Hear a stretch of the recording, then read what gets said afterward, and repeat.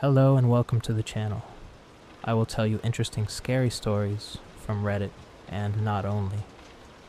Do not forget to support the author of the story. I will leave his credits in the description.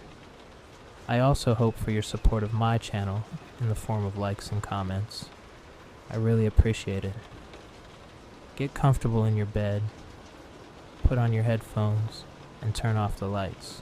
It's going to be a night of nightmares. We're starting. The cracked screen fizzles in the darkness. It's the only thing still working in my immediate vicinity. It's littered with dead pixels, and a faded magenta bar strikes down. A segment of the screen's left half, but the visuals and the sound are still quite clear. Welcome to Mr. Sunny's Funhouse Retreat, warbles a cartoonish voice, and a soundbite of cheering children rumbles out from the speakers along after it. Sparks burst from a distended cable to my left. It hangs from the ceiling with exposed and dangerous wires. The screen shows me the POV of a camera, one held at the height of a child. The viewer is taken on a compressed, fade-cut tour of the Funhouse Retreat. It's an amusement park.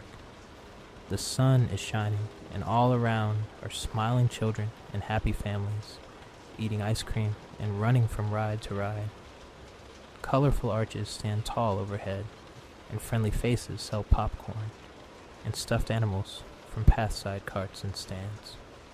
A roller coaster whooshes by overhead to the sound of thrilled screams and cheers, and the camera pans across the food gallery, inviting-looking restaurants and milkshake bars.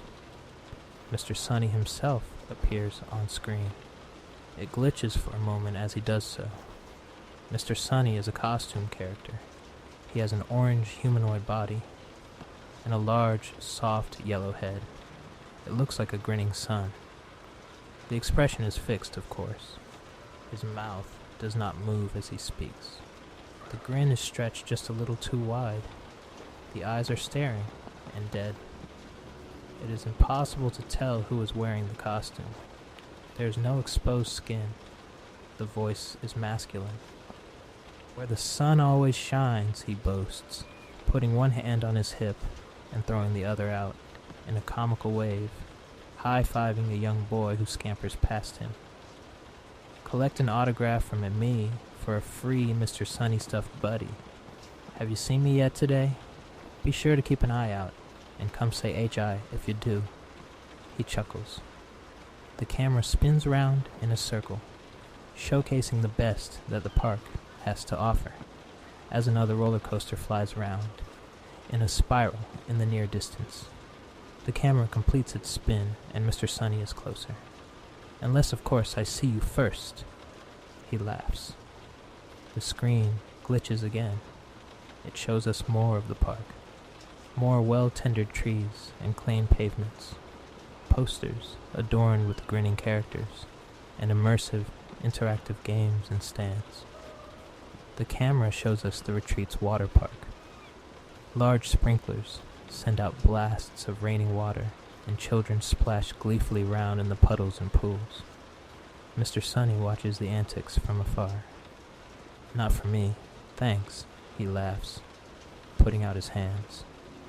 Mr. Sunny doesn't do so well with water. A kid squirts him with a water gun, and he jumps to his feet. "Hey, why you little?"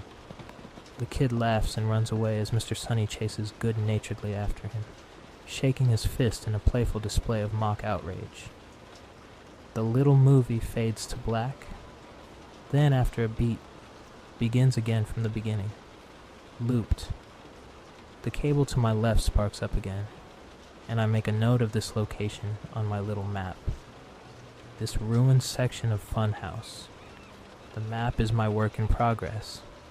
I've scoped out most of the park already tonight, moved pieces into place, prepared. I stuff the map back into my jacket, then step through the smashed and moss-covered double doors to the world outside. Clouds have passed over the moon, and it is darker now than it was before. All around me is ruin. forest-eaten and fungus-conquered steel carcasses, enormous skeletons of rusted metal and cracked plastics, shells and hollow shadows of monuments once so proud and so bright. There is no brightness here now. All remaining traces of color are faded and lost to shades of murky, unfriendly green and rotted brown. I shift my backpack a little higher on my shoulders. It's heavy, but necessary. I can manage. My flashlight remains strapped to my belt. I do not wish to turn it on, as my eyes have adjusted well to the darkness. I continue my walk along the path and past the ruins of what was once a gift shop to my right. The glass in the windows is all but gone, and a section of the roof has collapsed in on itself, taking some of the wall along with it.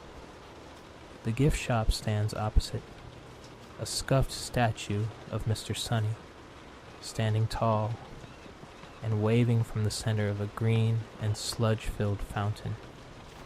Mr. Sunny's eyes have been scratched completely from his face. Black ooze leaks from his joints and from the corners of his mouth. The moon reappears from behind the cloud, and Mr. Sunny's shadow is sent long and dark out before him. I step through it and avert my eyes, carrying on along my way. Creeping vines slither beneath the concrete and stone of the paths and have cracked the walkway up at various and difficult to traverse angles. Don't think that I'm not afraid of this place, reader, because I am. I am terrified, and more than most would be. I pause to adjust my backpack again. It's nothing special, just the one I use for school. I tighten my belt. That's my dad's. I borrowed it from his tool shed. He won't notice. I pass by a billboard. The wording is hard to make out, but it boasts proudly the percentage of power that the park draws from hydroelectricity. There's a waterfall near the amusement park's center, one that cascades into a pool ringed with both real and fake fiberglass rocks, and this waterfall feature is pictured on the billboard. The exact percentage of renewable power, however, cannot be read. The statistic is lost beneath layers of grime and weather damage. As I'm looking it over, something creaks and groans in the darkness. The noise is a long, low screech, and it sends rivers of ice across my skin. I shoot a look back behind me and then stand stock still, waiting, keeping my breathing level and listening intently for anything further. Something small skitters across the path beneath a rotted old bench. It's too fast for my eyes to catch it, but I silently pray that it's nothing more than a rat or a squirrel. I wait a little longer, but nothing happens, so I carefully continue on along my way. I check my map. Not many more places to go now, just a few more. Taped to my map is a picture of a young boy and a younger girl. They have their arms around each other, and both are smiling. The boy is me, the girl, my sister. The picture gives me courage, it gives me strength. I grimace and slide the folded map back into my jacket. Down cracked stone steps and round the park's hillsides I go. It's difficult now to tell where the pavement ends and where the wild grass begins. There are no beautiful, carefully cultivated flowers here anymore, just vines and dark ferns and hungry undergrowth. The branches of trees stretch out far across the walkways. They wind through smashed windows of stalls and have absorbed nearby, long-defunct machines into their wood. Pushing aside a cluster of leaves, I find myself in a segment of the park I have always hated, even before its collapse. The spider's web. An enormous figure of 8, comprised of steel beams and tracks, is laid out across the ground, and away from me into the shadows of the trees and wreckage.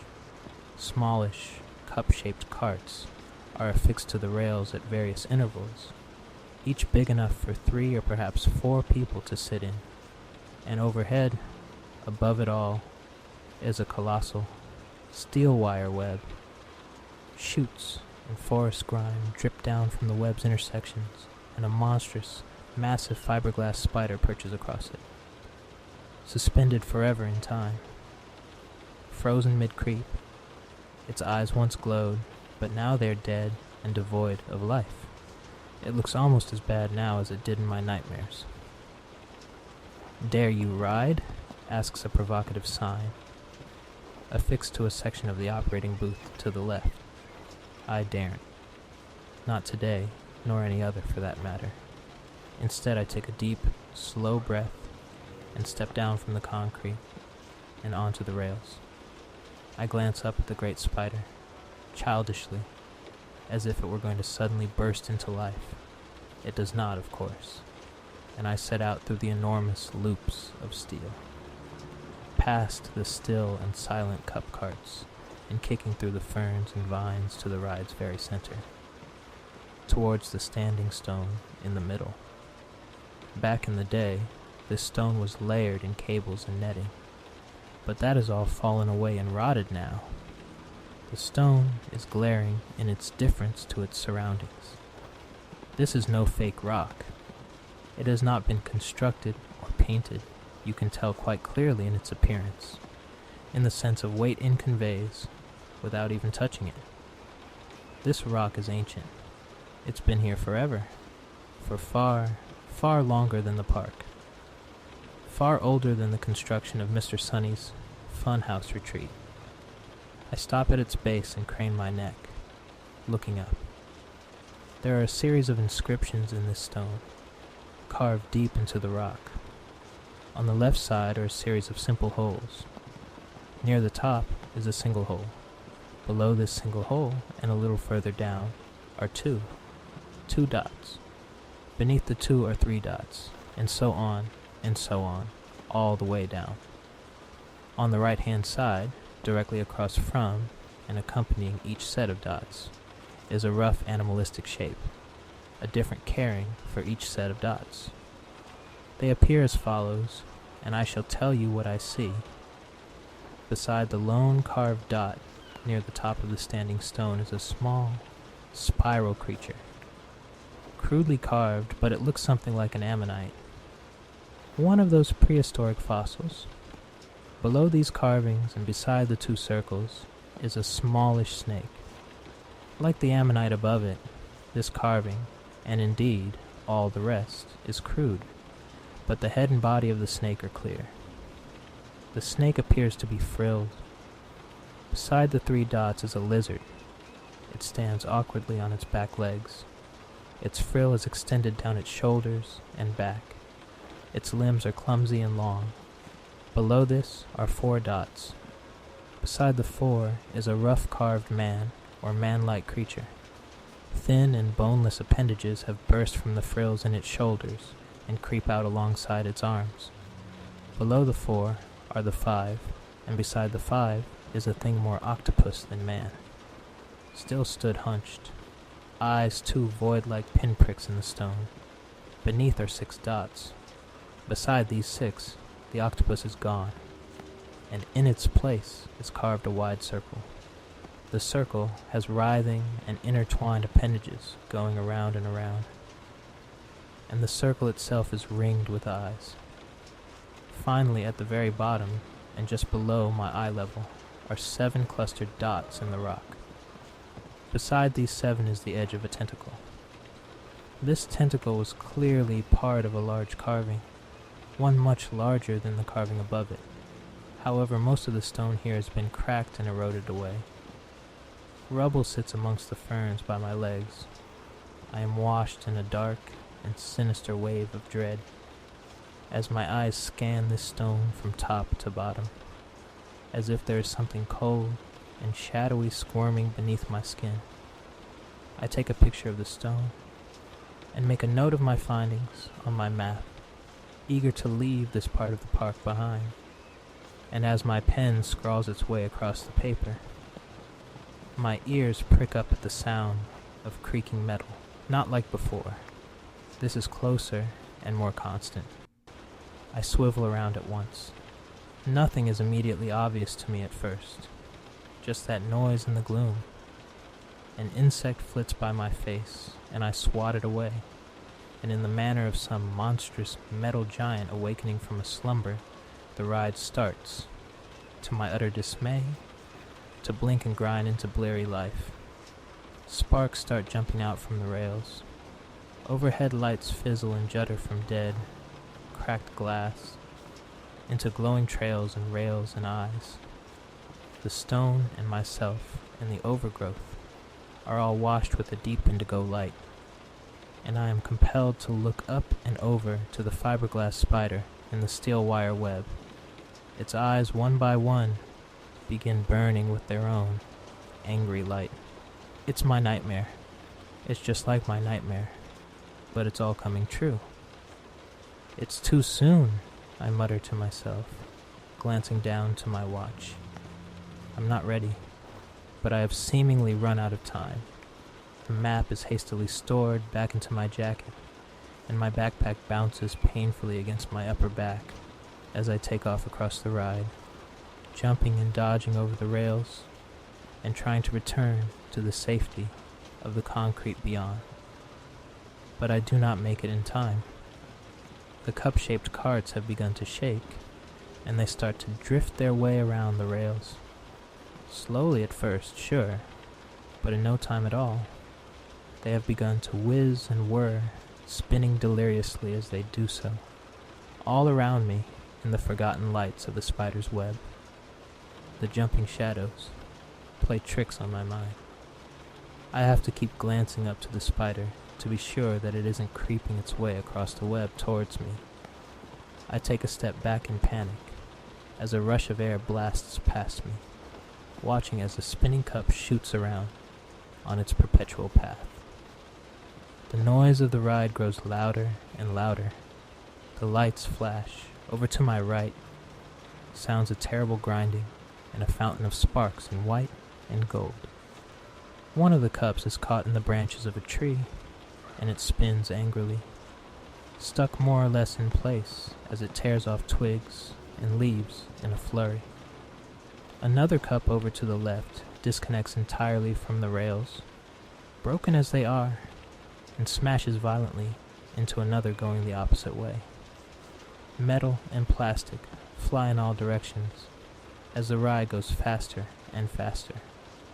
The rush of the air blows my hair back from my forehead, and I clench my fists in determination. Gotta wait for the right moment. 1, 2, 3.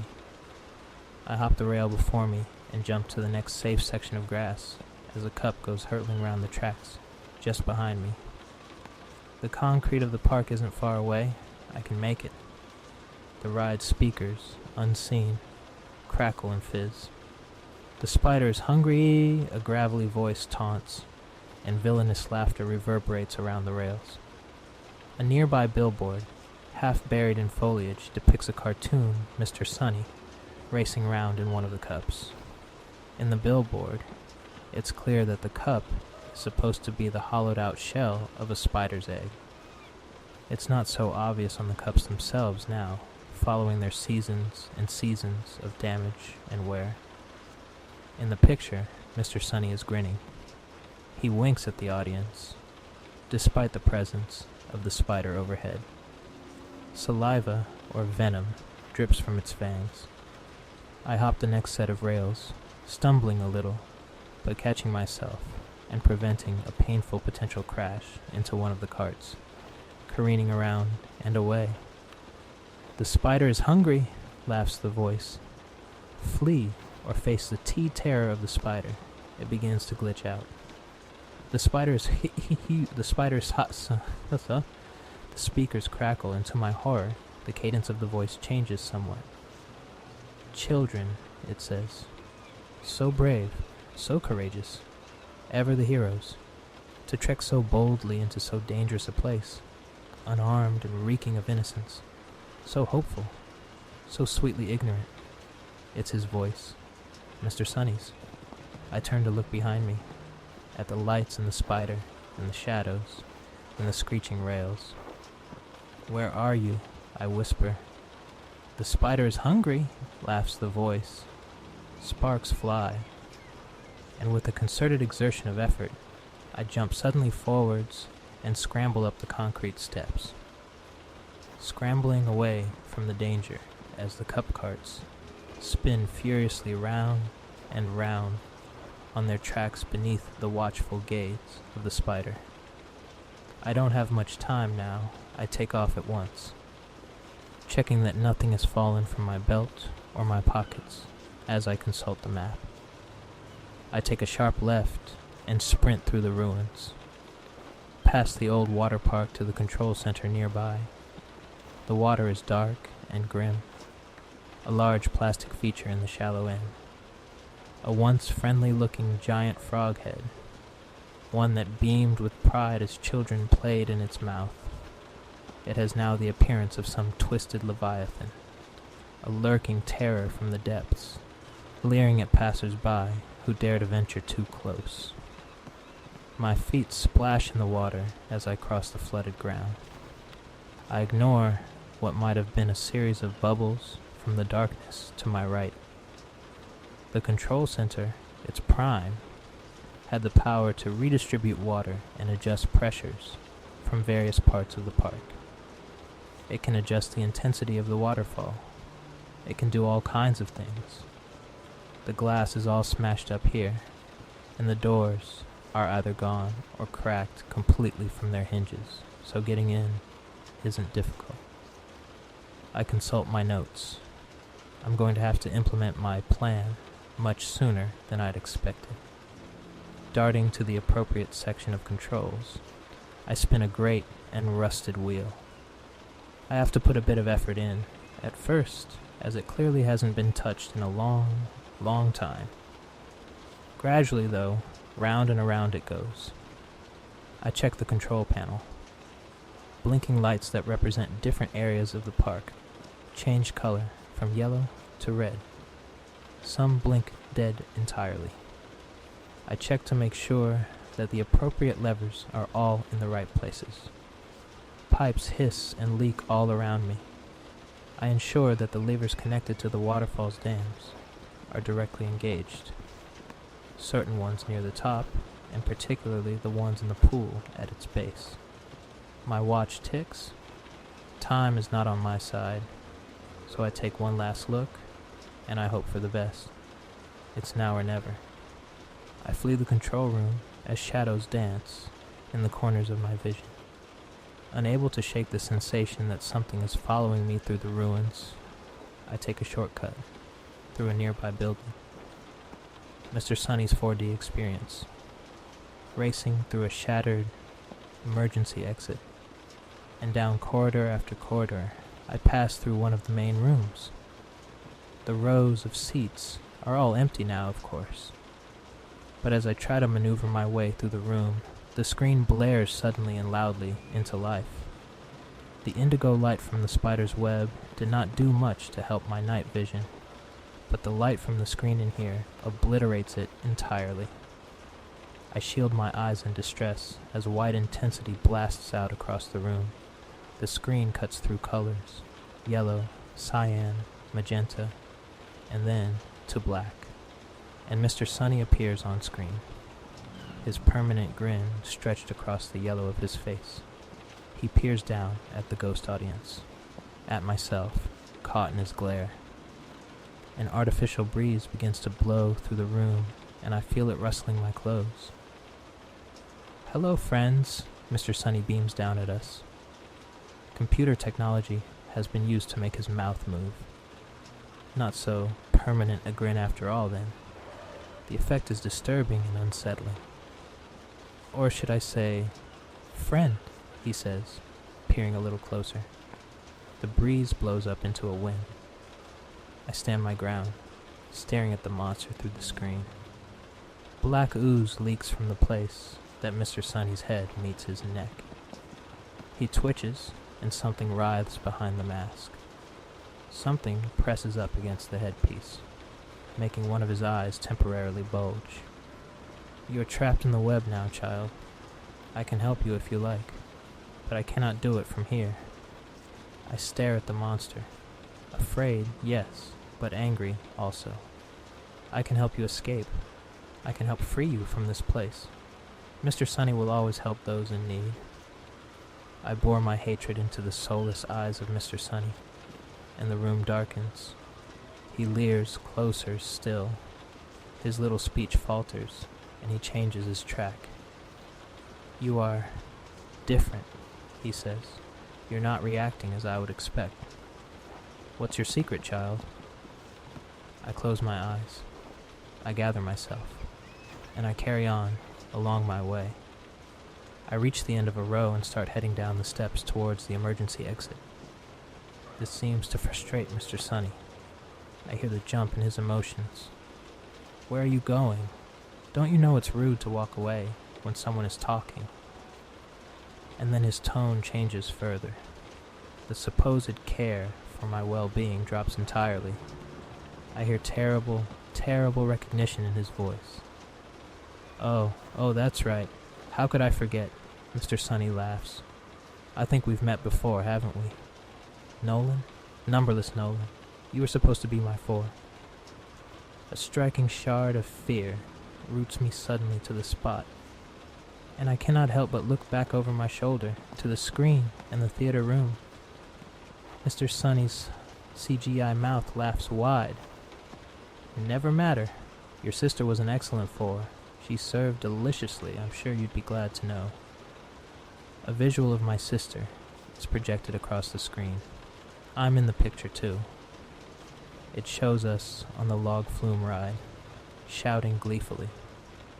It's been a long time, Numberless. I hope you've been well across these years.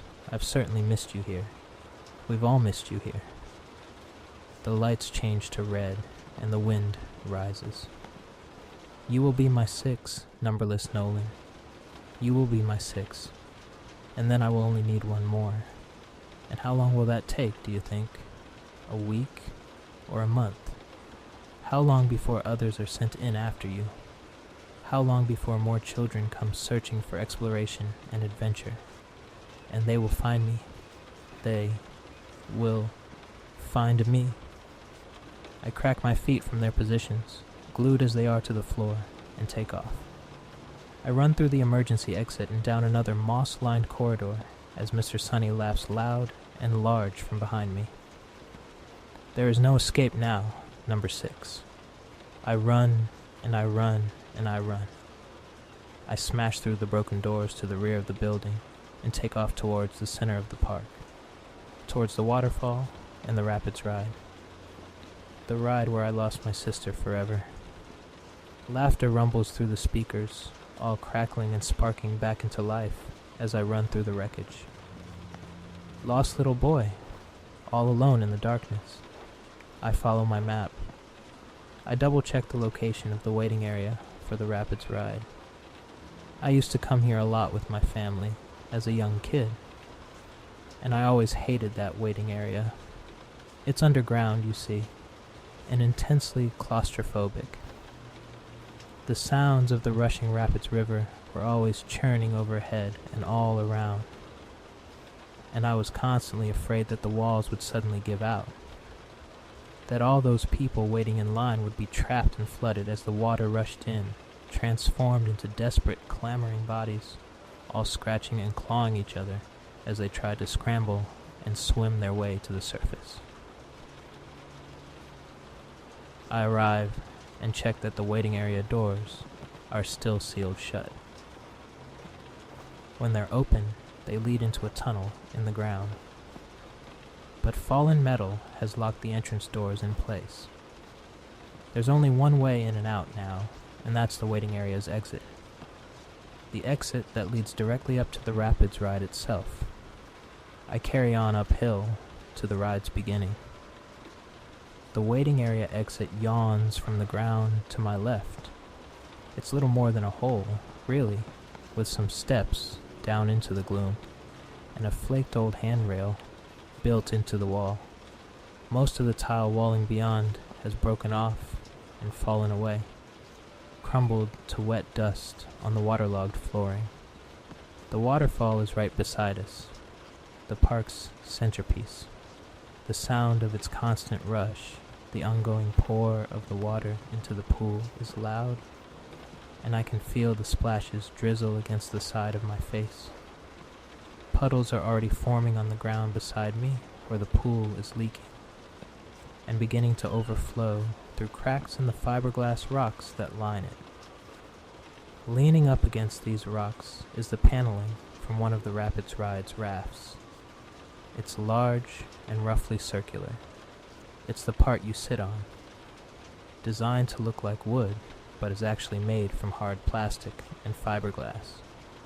It isn't connected to the raft, so there's no seats or sides or any rubber buoyancy ring or anything. Just a cracked, damaged old piece of a long broken raft, left here for someone to collect at some point, for someone to fix, but that someone never came. I look out over the wreckage of the park. The waterfall rushes on to my right. The Rapids Ride quietly churns just behind me, and ahead is ruin. "Show yourself, Mr. Sunny," I manage to croak out. "Coward! Monster!" Shadows creep through the darkness. I take a step back, though I'm careful not to step too close to the Rapids Ride and the churning river. It has just restarted of its own accord. I can hear the machinery crackle into life. The water starts pulsing, and the ride groans and churns as the rafts begin drifting down the river. Though they aren't really drifting, of course. They're not floating. At least not here, in the boarding area. They're being dragged by mechanical gears and churning metal tracks, bubbling and frothing. They're being hauled along by an underwater conveyor belt. A belt of ever-grinding and ever-chewing steel teeth. Warped theme park music begins to play from the speakers, slower and deeper than one would expect. My chest rises and falls. He's going to appear any second now, Mr. Sunny. A pair of old beam lights whir into action not far away on the path's opposite side. They are enormous, old things. Great spotlights that send patterns up into the sky. As with the spider's webs, their light is a deep purple, and the way that the beams shimmer and warp give the nightmarish, dreamlike impression that the sky itself is shifting in slow, eerie waves. The ride rumbles and froths behind me, and Mr. Sunny appears from behind a corner ahead. I am further uphill than he, but he slithers disturbingly into view at the far end of a broken path from the darkness of the shadows. My blood freezes in my veins. His shape is just how I remembered him. How he looks in his media. How he looks in his statues. That horrible Sunman suit. The mascot-style costume. His eyes and expression are fixed. He shambles silently over the concrete, step by step towards me. His suit is ever shifting. There is a constant and inhuman motion in the arms, the hands, the fingers, the head, the legs, everywhere.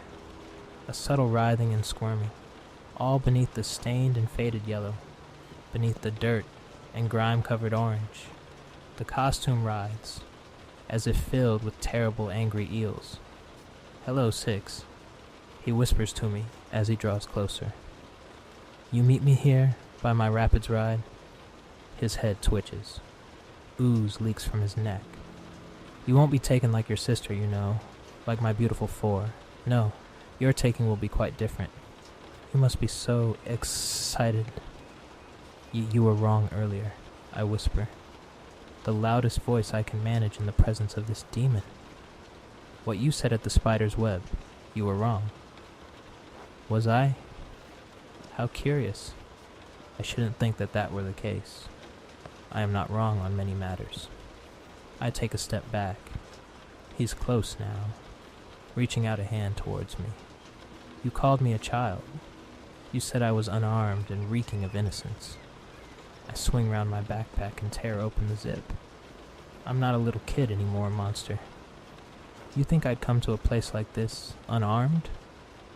Mr. Sunny increases his pace, cackling, and I draw from my backpack my father's pride and joy. I didn't just take his tool belt. I took this, his chainsaw. Hard plastic green handle and shining metal teeth.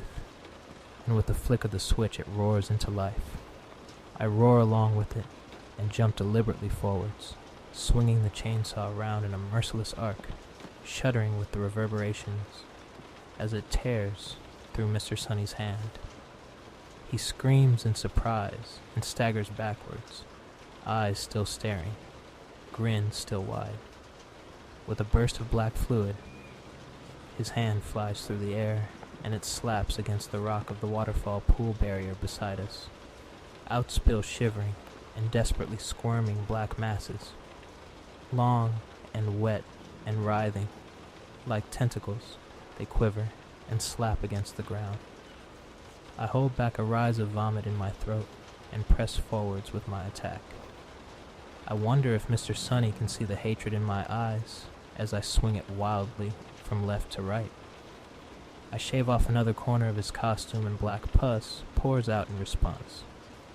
Mr. Sunny's screams turn quickly into laughter. I watch as the exposed squirming flesh in the arm of his suit hardens and calcifies. He stumbles backwards, still laughing until he has retreated into the shadows of the nearest available opening. Down the steps to the waiting room for the rapids ride. I hesitate at the entrance. He finds this hilarious and laughs all the harder, disappearing into the shadows. Oh, number 6. 6. 6. So feisty.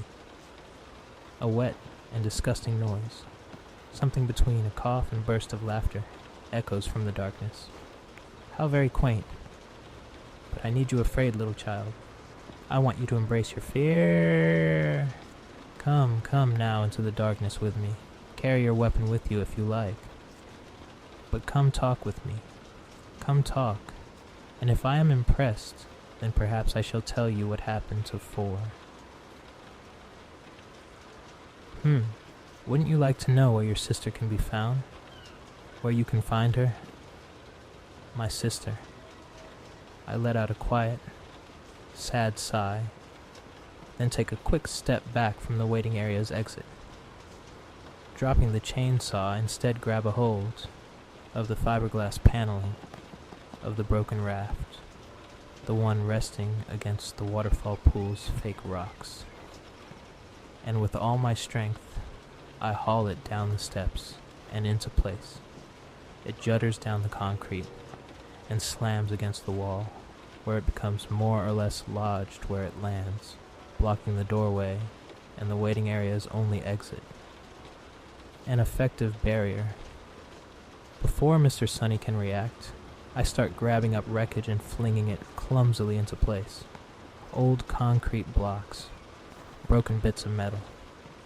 I grab the twisted remains of an entire popcorn cart, and with a grunt of exertion, I dump it down the stairs, where it clatters into place up against the makeshift barrier.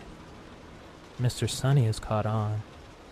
I can see his shadowy shape and his dark, writhing tentacles where the fiberglass raft doesn't quite meet the edges of the passage's entrance. "What are you doing, 6?" he asks me, in his low, wet voice. "You can't hope to trap me in here, surely." He slams up against it from the opposite side, and it rumbles and rattles. He does so again. And while he does this, I pile it higher and higher with debris. With each successful chunk of heavy plastic or metal or concrete that I dump down there, the harder it'll be to break free. Mr. Sunny starts hammering harder. 6! 6! It's time to let me out, friend. If you ever want to know where to find your sister, then you must let me out. I grunt with the exertion and rub my shoulders as he batters fruitlessly against the barrier. "My sister is dead, Mr. Sunny," I mutter in response, as the waterfall's pool beside me starts gushing and leaking out over its rocky walls. The dams are working quite nicely, it seems. Mr. Sunny slams against the barrier. He yells at me to let him free, but I don't. I just watch as the water spills over the edge and begins pouring its way down the steps and towards the debris, pouring right into the waiting area in which Mr. Sunny finds himself trapped. I use the chainsaw again. Where I am able, I cut away sections of the fiberglass rock wall, the border to the waterfall's pool, now brimming and frothing and dangerously overflowing, and more water begins pouring out and directly down the steps. It splashes against my clothes, my shoes, drenching me as I work, but the water keeps flowing, faster and faster and faster. Mr. Sunny stops hammering against the barrier I have created. I presume he has slithered away to test the doors at the tunnel's opposite side. A shiver of vengeful electricity passes through me. He will find them sealed. There is no way out. The waterfall surges. It pours relentlessly down into the tunnel.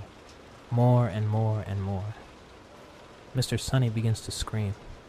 I watch as he tries to slither a tentacle through a gap in the barrier, and before he can calcify it, I slice it messily off with the chainsaw. Ooze and bile splashes up across the fiberglass, and he screeches in distress. A few minutes more, and the rocky barrier guarding the pool has been entirely cut away in just the right places, and the waterfall begins to thunder more or less directly down into the tunnel, filling the waiting area as it did in my childish nightmares, drowning all those who wait within. Mr. Sunny screams at me. He makes me promises and he hints at greater truths and secrets, and I let him. I'll let him say whatever it is that he wants. Soon his voice is lost beneath the rush of the water. I sit on a piece of fallen billboard, and I watch, and I wait until the entrance to the tunnel is entirely underwater, and then I wait a little longer. I wait until the rush of the water from the waterfall has filled the tunnel entirely, until it starts to pour and leak downhill, as it rushes into the river of the rapids ride. And that's when I take my leave. I gather up all my belongings, I hoist my school backpack up onto my shoulders, and I make my way back through the park. I think about my sister as I leave this terrible place behind. "Burn in hell, Mr. Sunny," I mutter, as one by one, the lights of the park blink dead.